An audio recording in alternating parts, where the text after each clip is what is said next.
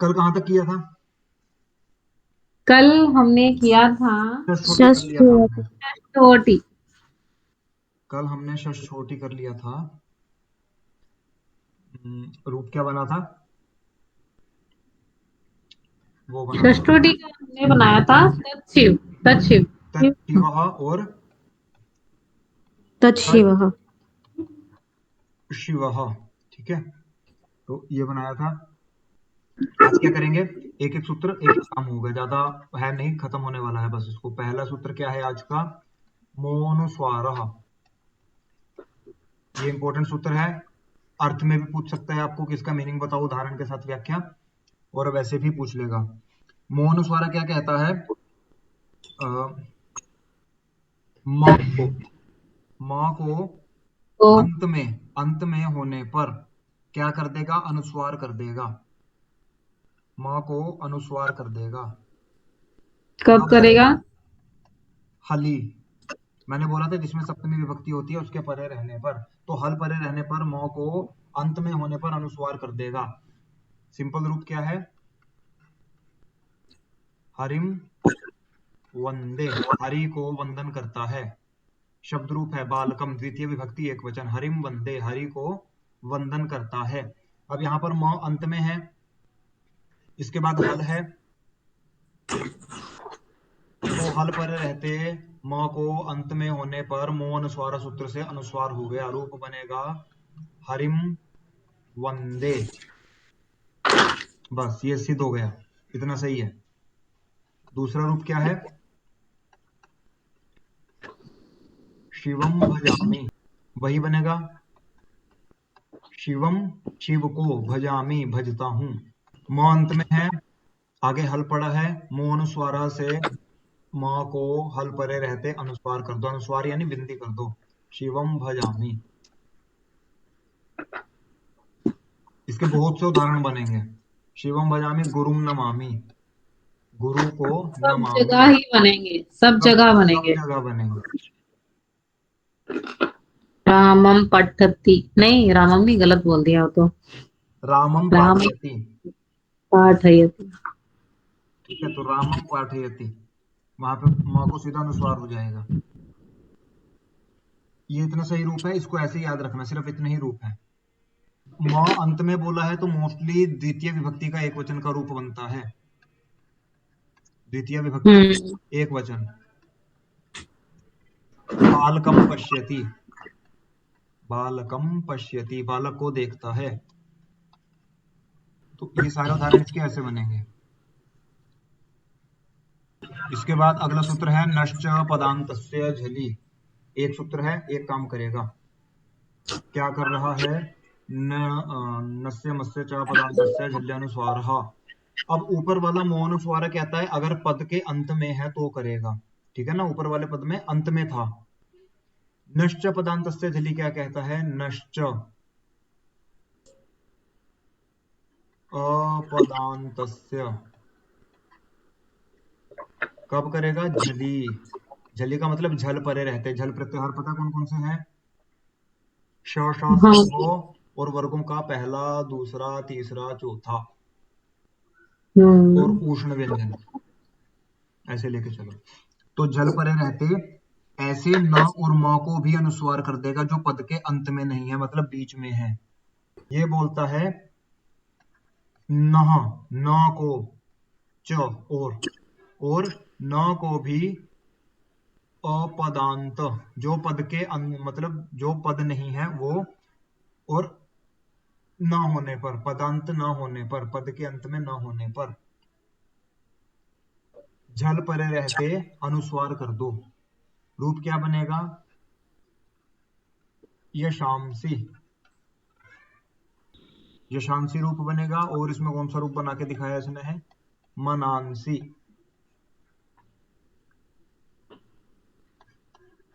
स्त्रोतांसी, कैसे बनेगा? रूप क्या है? यशान सी, मनान सी, स्त्रोतान सी। नौ सब में आधा है। यहाँ पर कार से परे झल स परे रहते जो है नश्चा पदांतस्य झलि, इस सूत्र से अनुस्वार करने पर ये न की जगह बिंदी आ जाएगी, यशाम सी, ऐसे मनांसी शब्द बनेगा और ऐसे ही स्रोतांसी शब्द बनेगा। यही पर ये कब मुख्यतः न के लिए ही है ना, म के लिए तो हम मौन स्वर ही लगा देंगे। देखो, अगर मौन स्वर पदांत में करेगा, बीच में नहीं करेगा। आपने हिंदी में एक शब्द सुना होगा, मैं आपको एग्जांपल देता हूं।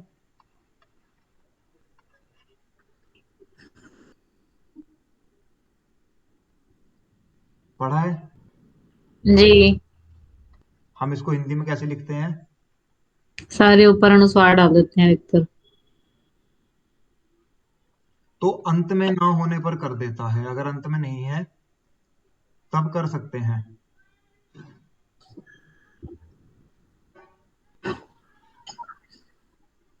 ठीक है।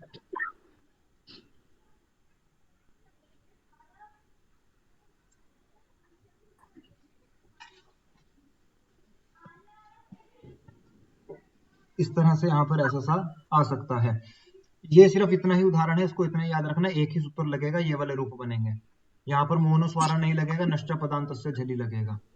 ये तीनों रूप याद रख लेना, तीनों में से वैसे पहले वाले दो पूछता है, मानांसी और यशांसी। हम्म।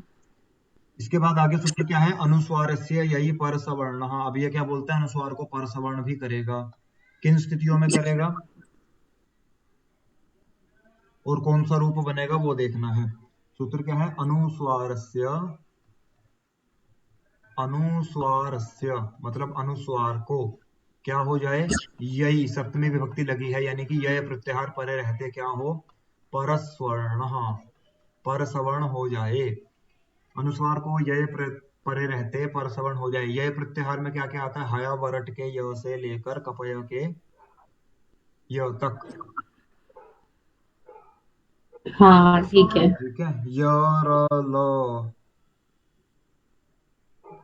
य य, य हाँ, र, य व र ल आएगा, वर्गों का पांचवा, चौथा, तीसरा और तीसरा, पहला। दूसरा।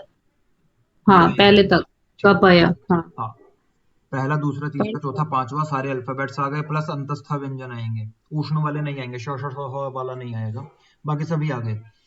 तो रूप क्या बनेगा? शांत।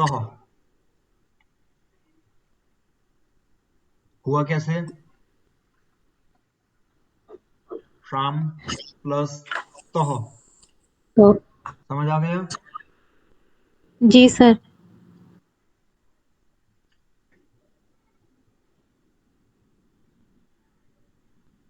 तो शाम प्लस म त यहाँ पर हो गया। इसके बाद नश्च पदांतस्य झली, इस सूत्र से झल प्रत्यय परे रहते म को अनुस्वार हो गया, तो क्या बना? शाम तह। अब ये क्या कहते हैं? अनुस्वार से यही पर सवर्ण, अनुस्वार को पर सवर्ण कर दो अगर यही प्रत्याहार परे है। अब यही प्रत्याहार में तो आता है, यही में कौन कौन से आते हैं? वर्गों का पहला, दूसरा, तीसरा, दूसरा, चौथा, तीसरा, पांचवा, चौथा।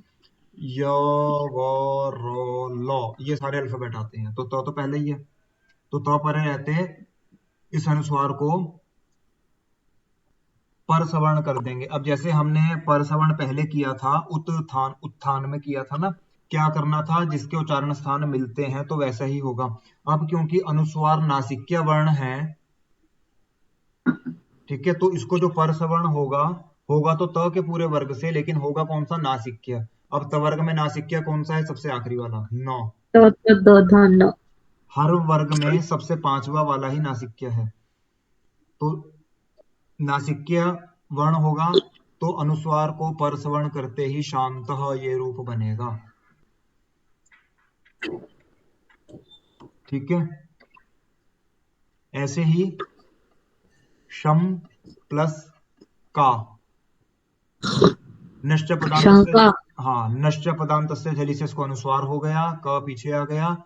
अनुस्वार ऐसी ही पर सवर्ण से पर सवर्ण होगा। अब ये अनुस्वार नासिक्य है, तो कवर्ग का नासिक्य होगा, क्या होगा? क ख ग घ ङ। तो क्या हाँ। बनेगा? शंका। समझ आया? जी, ये तो अग्गुम, समझ आ गया, पर अभी कंफ्यूजन मेरी दूर नहीं हुई कि नष्ट पदार्थ जली और उसमें फिर म को ऐसे क्यों लिया, मतलब किस में समझ नी नहीं डाउट। आई? फिर से बोलिए, फिर से बोलिए। नष्ट पदार्थ जली, ये भी म को अनुस्वार कर रहा है, मुंह अनुस्वार भी कर रहा है, हाँ, पर वो शायद पद के अंत में और ये पद के अंत में ये ऐसा बीच ही में, कुछ है। वो पद के अंत में कर रहा है, ये बीच में भी कर रहा है। ये बीच में भी कर रहा है। ठीक है, ये डिफरेंस ठीक है। है। मो अनुस्वार मकारो अनुस्वार स्यात् पदान्ते। हम्म। मान्तस्य पदान्तस्य अनुस्वारः म है। म को जो पद के अंत में है, ऐसे म को अनुस्वार कर दो, तो वहां पे ठीक है, चलेगा। ये शब्द के बीचों बीच है, ये शब्द के बीच में आया है। ठीक तो है। ये बीच में कर रहा है। हिंदी में हम लोग शांत ऐसे लिख देते हैं, शांति भी ऐसे लिखते हैं। हाँ, ठीक शांति है, जबकि हिंदी। व्याकरण का नियम क्या है, न आएगा, बिंदी नहीं लगा सकते। पर सवर्ण हुआ है, क्योंकि प्रत्यय क्या है, म है। मतलब मूल शब्द में म है, तो आप इसको शांति कैसे बोलोगे? अनुस्वार तो म को किया है, तो शांति होना चाहिए था, वो न करते हैं, शांति। शांति। ठीक है। अब हम्म। इसके बाद और शब्द, सिर्फ शब्द याद रखने हैं, प्रक्रिया यही है। शब्द क्या बनेगा? अंकित, कुंठित, कंठ। पंकज। गुम्फित, फित, नंदित, गंगा। ये गंगा रूप भी इसी सब यहां से बनता है। इनके विच्छेद कैसे होगा? अम प्लस कित, विसर्ग आएंगे। इसका कैसे होगा? कुम प्लस ठित। इसका कैसे होगा? ये तो सिंपल है, गुम फित, नम दित, गम गा। अनुस्वार होगा, उसके बाद पर सवर्ण हो जाएगा, ये रूप बनेंगे। इनमें से पक्का कोई ना कोई आएगा, इसको याद रखना। मोह अनुस्वारा भी इंपॉर्टेंट है, अनुस्वार से पर सवर्ण भी इंपॉर्टेंट है। सर ये कुंठित को बताना। कुंठित का बताना, कुम प्लस ठित हो गया। जी। अब नश्च पदांत से झली से अनुस्वार हो गया, जी। तो कुम के म की जगह बिंदी आएगी, जैसे शम के म की जगह यहाँ पर बिंदी लगाई है, तो यहाँ कुम जी ऐसे सर। बनेगा। उसके बाद आगे ठ है, अनुस्वार यस्य, यही पर सवर्ण, क्या कहते हैं इसको, पर सवर्ण कर दो। पर सवर्ण जहां पर भी होगा, वर्गों का अंतिम अल्फाबेट ही आएगा। कौन कौन सा आएगा? कु, चू, टू, तू, पू। ये वर्गों के अंतिम अल्फाबेट हैं। जी। अनुस्वार से यही पर सवर्ण से, जब भी अनुस्वार के पास कोई भी पर सवर्ण होगा, तो इनमें से कोई एक होगा। शांत में हमने ये वाला किया था, क्योंकि त था, तो तवर्ग वाला लास्ट में आ जाएगा। शंका में हमने ये किया था, ग, क्योंकि क था। अब कुंठित में हम ण क्यों किया हमने? क्योंकि टवर्ग है, ट ठ ड ढ ण। जी। उसी कैटेगरी का लास्ट वाला करना है। ठीक है सर। जी।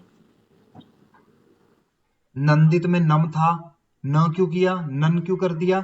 द है, तवर्ग वाली लाइन में आएगा, तो जैसे शांत बना वैसे ही नंद बनेगा। नंदित। नंदी। ठीक है, जी। समझ में आ गया? जी सर। अभी थोड़ा सा ट्विस्ट करेंगे इसको। ये काम और खत्म हो गया। हाँ, अब क्या करेंगे? एक सूत्र और आएगा, एक्सेप्शनल केस है, पता नहीं पेपर में पूछेगा नहीं पूछेगा, लेकिन समझ लो एक ही है, तो हो जाएगा काम।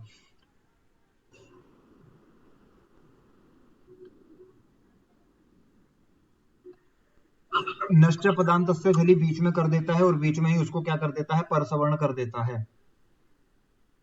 मो अनुस्वारा पदांत को अनुस्वार कर देता है, तो उसके लिए एक सूत्र है, वा पदांतस्य, कि अगर पद के अंत में है तो भी उसको विकल्प से कर दो। क्या कर दो? अनुस्वार। कैसे कर दो? शर्त वही है, यही परे रहते। रूप क्या बनेगा? त्वम करोषि, तुम करते हो।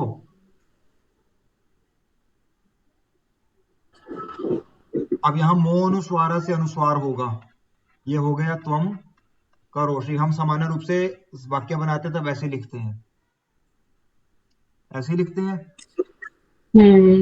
ठीक है। किम करोति, क्या कर रहे हो, ऐसे लिखेंगे, किम हाँ करोति, ऐसे लिखते हैं। क को बिंदी कर दिया, अनुस्वार, मो अनुस्वारा से हुआ है यहां पर भी, और यहां पर भी मो अनुस्वारा से हो गया। ये करने के बाद वा पदांतस्य सूत्र आता है। ये कहता है कि अगर यय प्रत्याहार परे है, यय प्रत्याहार में कौन से आते हैं वो मैंने बता दिया, तो ये विकल्प से करेगा। तो जहां नहीं करेगा वहां तो ऐसे बनेगा तुम करोषि, लेकिन जहां इसने अनुस्वार को पर सवर्ण कर दिया तो वहां क्या बनेगा? फिर वही क की जगह अंतिम कौन सा आएगा? ङ। तो त्वं करोषि, ये वाले रूप आपको स्तोत्रों में ज्यादातर मिलेंगे। जो जैसे दुर्गा का स्तोत्र हो गया, या महिषासुर मर्दिनी स्तोत्र हो गया, काल भैरव स्तोत्र हो गया ना, तो इस तरह की रचना आपको उन स्तोत्रों में मिलेगी। भयंकर, भयंकर शब्द ऐसे ही बने, भयम प्लस कर, भय को करने वाला, भयम कर, अनुस्वार हो गया, परसवर्ण हो गया, भयंकर, ऐसे रूप बनेगा। अब किम करोति में भी ऐसी बनेगा, अनुस्वार हो गया, वा पदांतस्य से विकल्प से करेगा, तो किं करोति, विकल्प से करेगा। ये बात याद रखना, सूत्र में वा लगा हुआ है, वा पदांतस्य, विकल्प से करेगा। एक बार करेगा, जहां करेगा वहां ये रूप बनेगा, जहां नहीं करेगा वहां ये बन ही गया।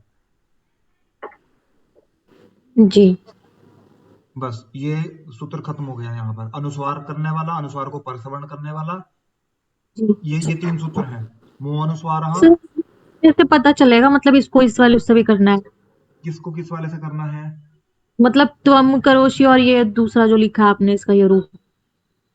देखो यहाँ तो ऑलरेडी किया हुआ है, जी यहाँ पर सीधा सीधा कर दो।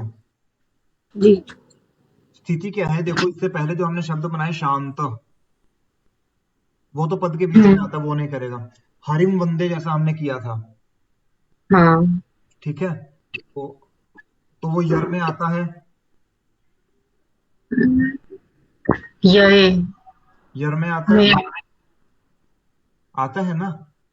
हाँ लेकिन वो व वाले रूप बहुत कम सुनाई देते हैं या दिखाई देते हैं। थोड़ी कंफ्यूजन सी लग रही है। हाँ थोड़ी कंफ्यूजन लगेगी, व वाले रूप बहुत कम होते हैं, तो ज्यादातर इन्हीं रूपों में बनेगा, वर्गों के पहले के साथ ही होगा। सीधा ध्यान रखो, वर्गों के पहले के साथ होगा।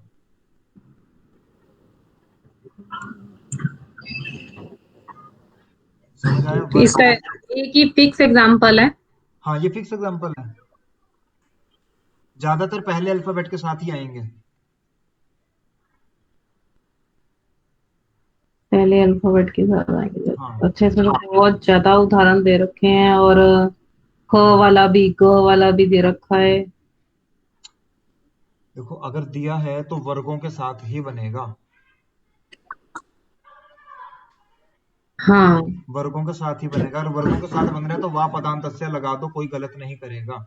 अगर ये वाला रूप है तब भी वा पदांतस्य लगा दो, वा पदांतस्य से विकल्प से करने पर तो अभाव पक्ष में ये रूप बनता है। वा पदांतस्य से विकल्प से परस्वर करने पर अभाव पक्ष में, अभाव पक्ष में मतलब अभाव का मतलब जहां पर नहीं किया, अभाव पक्ष में त्वम करोषि ये बनता है। आप ये वाला सूत्र लगाओ, कोई परेशानी नहीं है, हम्म ठीक है ना। ठीक है। आप ये वाला सूत्र लगाओ, कोई परेशानी नहीं है। पेपर में नहीं भी लगाओगे, मतलब जहाँ पे नहीं भी मुहावरा वाला लगाओगे, काम कर रहा है, या ये भी नहीं, इसके साथ विकल्प से काम करेगा, है ना? हाँ नहीं भी लगाओगे तब भी चल जाएगा। वो बोलेगा ये भी तो बना सकते थे, बोले जब ये बनाओगे तब ये करेगा। ठीक है।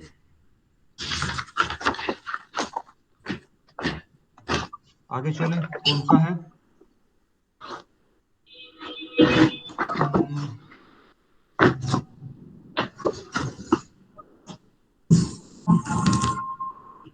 ठीक है। रूप कौन सा बनाया है इसने? सम्राट। सम्राट बनाया है। मोराजी सम क्यों, मुझे नहीं लगता ये वाला है। और संस्कृत संस्कृति ऐसे वाले शब्द है ना, ये आ जाते हैं कई बार। अभी तो नहीं है इनका, 90 ना। देखो ना। संस्कृत में जो है वो उसका सुट का आगम होता है। समपूर्वक हाँ, धातु कथा प्रत्यय करने पर सुट का आगम होता है। वो प्रक्रिया वो भी अलग है। आएगा। वो भी आएगा है ना, संस्कृता संस्कार। हाँ देखते हैं, शायद आएगा। हाँ आता है। आएगा। तो ये वाले सूत्र मुझे लगता है ये छोड़ दो, मोराजी सम क्यों है, मपरेवा, यवल परेवलावा, इनको तो छोड़ देना चाहिए। आदंतो टकितो का मेन है। देखो सम्राट शब्द है और इम्पोर्टेंट है, पूछा जा सकता है। अच्छा, चलो करा दो। एक ही सूत्र लगेगा तो ज्यादा परेशानी नहीं है। ठीक है। ठीक। सूत्र क्या है? मोराजी समः क्वौ। अब ये सूत्र क्या कहता है क्या नहीं कहता है याद रखने की जरूरत नहीं है, सिर्फ एक रूप याद रखना है, सम्राट बनेगा बस। सम्राट बनेगा। रूप क्या है? सम प्लस राट। यहां पर मो अनुस्वारा सूत्र से अनुस्वार प्राप्त है। हम्म। मो अनुस्वारा सूत्र से अनुस्वार प्राप्त है, लेकिन मोराजी समः क्वौ इस सूत्र से उसका निषेध हो गया। क्यों सूत्र हो गया? ये क्या कहते हैं कि सम उपसर्ग से के बाद, सम उपसर्ग के साथ क्व प्रत्यय लगा हो, जिसमें क्विप प्रत्यय लगा हो, जिसमें ऐसी राज धातु, राज धातु में जब क्विप प्रत्यय लगाते हैं तो राट बन जाता है। इसके ब्रैकेट में क्विप प्रत्यय लगा हुआ है, ये आपको लिखने की जरूरत नहीं है, सिर्फ समझा रहा हूं। ये क्या कहते हैं कि ऐसी राज धातु जिसमें क्विप प्रत्यय लगा हुआ है, उसके म को अनुस्वार नहीं करना। मोहनुस्वारा से अनुस्वार प्राप्त होता है, लेकिन मोहराजी समाह क्वौ से क्विप प्रत्यय अंत राट धातु होने के कारण, या सीधा लिखो रात, राट धातु होने के कारण या राट रूप होने के कारण मोहनुस्वार सूत्र से अनुस्वार का निषेध हो गया। और निषेध हो गया तो सीधा सीधा जुड़ जाएगा सम्राट। कुछ नहीं है, ये स्थिति बनेगी। मुंह अनुस्वारा से अनुस्वार आएगा और इस वाले सूत्र से अनुस्वार का निषेध। लेकिन रूप इंपॉर्टेंट है। आद्यंत उठक, ये सूत्र याद कर लेना, आद्यंत उठक, तो ये इंपॉर्टेंट है। ये आपको मीनिंग में पूछ सकता है। जी सर। ये आपको मीनिंग में पूछ सकता है, तो ये वाला सूत्र आपने याद करना है, इसको लिख लो। ये प्रत्ययों का आगम करता है, यहाँ पर प्रत्यय आएगा, यहाँ पर प्रत्यय आएगा, तो प्रत्यय आगे आगे आएगा या पीछे आएगा, तो ये सूत्र वो डिफाइन करता है। अगर प्रत्यय टित है, मतलब प्रत्यय में ट की संज्ञा हुई है, तो वो आदि में आएगा, और अगर क की संज्ञा है तो वो अंत में आएगा। आद्यंतौ, आदि और अंत में आएंगे कौन सा? टित कित। आदि में टित आएगा, अंत में कित प्रत्यय आएगा। ये इंपॉर्टेंट है, पूछ लेता है।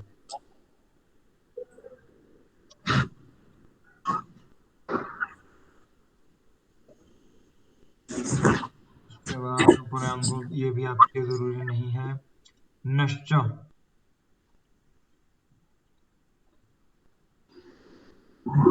ये भी जरूरी नहीं है, लेकिन नश्च जो है इसका मीनिंग पूछ लेता है, तो मीनिंग के लिए ध्यान रखना है इसको।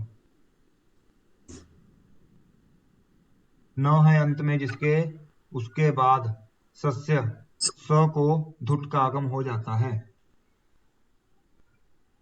विकल्प से होगा। धुट का मतलब ध का आगम होगा। शीतुक। तो टक की तो लोप हो गया ना, टित है। हम्म। तो टित।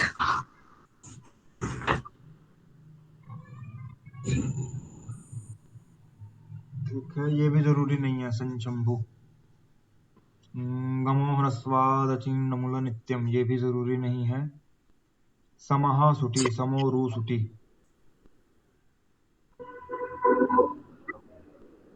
हाँ, ये तो उससे ही बनेगा। संस्कार संस्कृत मेरे ख्याल से उसी में यूज होंगे। हाँ समसूटी। बिल्कुल बिल्कुल। इसके साथ कई सूत्र ऐसे लग रहे हैं, 2-3 सूत्र और आए हैं इकट्ठे।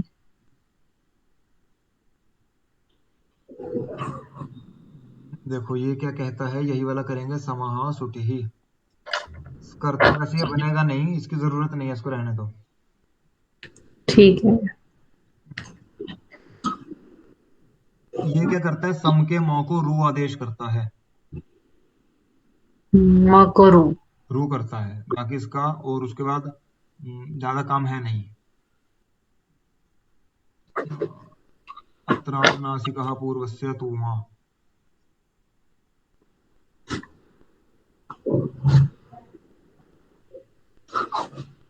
ठीक है, उसके बाद अनुनासिकात् परो अनुस्वारः। अनुनासिकात् परो अनुस्वारः, अनुनासिक वर्ण परे होने पर अनुस्वार का आगम हो जाता है। ठीक है, अतो विसर्ग हो जाएगा। ठीक है, संस्रु करता इसी प्रकार सम प्लस संस्कृतम संस्कृतम संस्कृतम रूप बनेंगे। नहीं, ये छोड़ दो।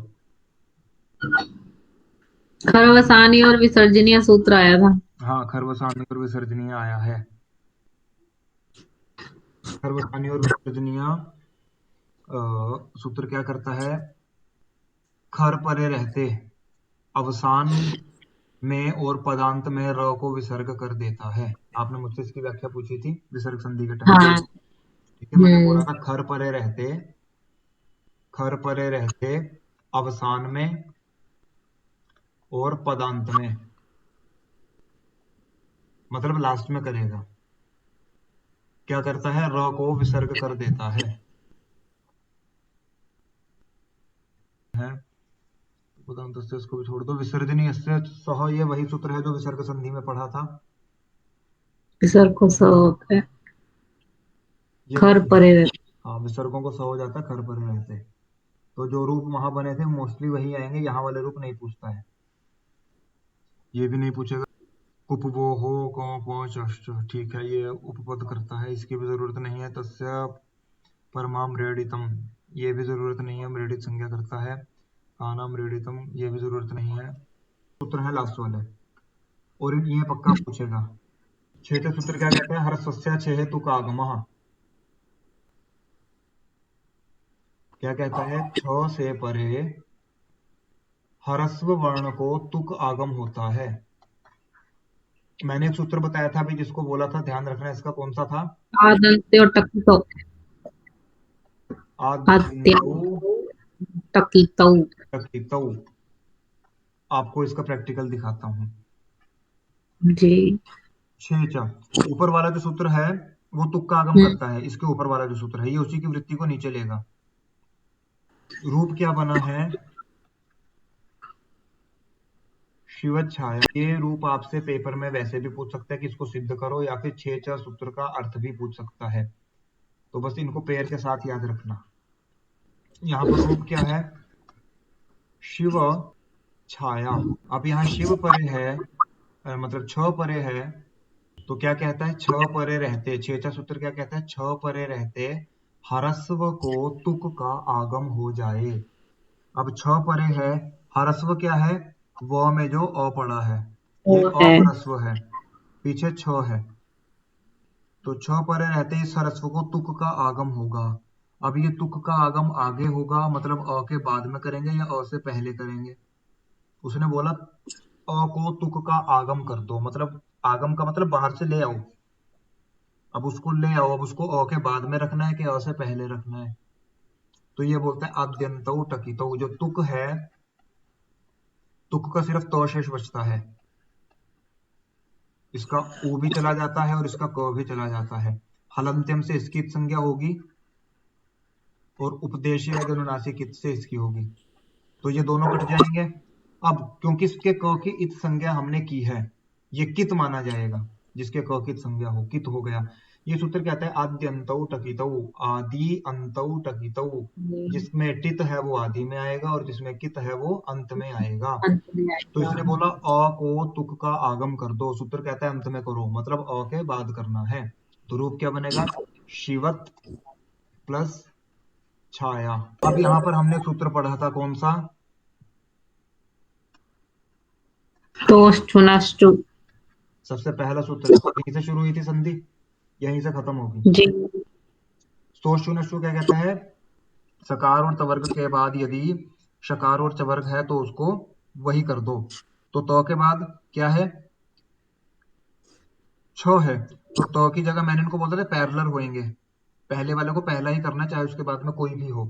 तो पहले वाला है, तो छ वाली लाइन का पहला कौन सा है? च। तो इसको यहाँ पर हमने च कर दिया आधा। रूप क्या बना? शिवत छाया। ये ऐसे जुड़ जाएगा, इसमें और कुछ नहीं होगा। दो सूत्र लगेंगे, कौन सा? छेचा सूत्र क्या बोलता है? छ परे रहते हरस्व को तुक का आगम हो गया।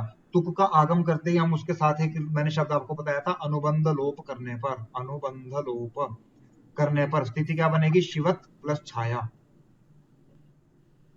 शिवत प्लस छाया बन गया। या फिर ये भी लिख सकते हो कि आद्यंत अनुबंध लोप करने पर आद्यंत टकित सूत्र से अ के अंत में करने पर, तो शिवत प्लस छाया रूप बनेगा। उसके बाद स्तोष्टुनाष्टु सूत्र से शचुत्व करने पर शिवत छाया रूप सिद्ध होता है, रूप सिद्ध होता है। ठीक है। इसके बाद एक और रूप बनता है, वो क्या है? ये तो बन गया। दोनों में डिफरेंस अभी पूछूंगा मैं आपसे, मेरे को समझाना। लक्ष्मी छाया और लक्ष्मी छाया, ये दोनों रूप बनते हैं। सूत्र कौन सा है? क्योंकि ये विकल्प का सूत्र है। पदांताद्वा। ये क्या बोलता है? पद के अंत में हो तो विकल्प से कर दो, लेकिन वो शिव में भी अंत में ही था। जी। तो ये क्या कहता है? अगर पदांत दीर्घ है तो विकल्प से आगम करो। समझ आया? जी, वो ह्रस्व स्वर है और ये दीर्घ है। छेज क्या कहता है? ह्रस्व से परे अगर छ है, ह्रस्व से परे अगर छ है तो तुक का आगम कर दो। ये क्या कहता है? अगर दीर्घ है तो भी कर दो, लेकिन विकल्प से करना है। तो रूप यहां पर लक्ष्मी है, आगे छाया है, यहां पर शिव है, यहां पर भी छाया है, लेकिन शिव का ब का ह्रस्व है, हम्म। ह्रस्व है, जबकि लक्ष्मी में ई दीर्घ है, बड़ी ई डली है। हम्म। तो ह्रस्व जहां ठीक। पर है वहां पर तो छेचा ने तुक्का आगम कर दिया, कोई परेशानी नहीं है, शिव छाया हमने बना दिया। जहां पर दीर्घ हम्म। वर्ण हो गया वहां पर पदांता द्वा बोलेगा, वहां पर छेचा नहीं लगेगा। कभी हाँ, पेपर तो में ये लगाओ, स्वर दीर्घ हो हाँ, गया। कभी पेपर में लगाओ कि छेचा से तुक्का आगम किया और पदांता द्वा से विकल्प से किया, यही एक अकेला सूत्र ही करेगा विकल्प से। पदांता द्वा बोलेगा कि दीर्घ होने के कारण यहाँ पर पदांता द्वा इस सूत्र से विकल्प से तुक का आगम किया। तुक का अनुबंध लोप और आद्यंतो टकितो सूत्र की सहायता से, सूत्र की सहायता से अंत में आगम करने पर क्या बनेगा? लक्ष्मी तो। लक्ष्मी प्लस छाया, और इस तो को दोबारा स्तो शूना शु सूत्र से च होगा, तो से लक्ष्मी छाया बन जाएगा। अभाव पक्ष में, भाव पक्ष में, अभाव पक्ष में लक्ष्मी छाया ऐसे का ऐसा ही रहेगा। अभाव पक्ष में छेचा से मत कर देना, पेपर में कभी ध्यान ना रहे और छेचा लगा दो यहाँ पर। नहीं, ये तो बहुत आसान सी लग रही है संधि। हाँ, छेचा नहीं लगेगा, दीर्घ में पदांतात वा लगेगा, ह्रस्व में हाँ। छेचा लगेगा, दीर्घ में पदांतात वा लगेगा, दोनों में डिफरेंस है बस। हल संधि समाप्त।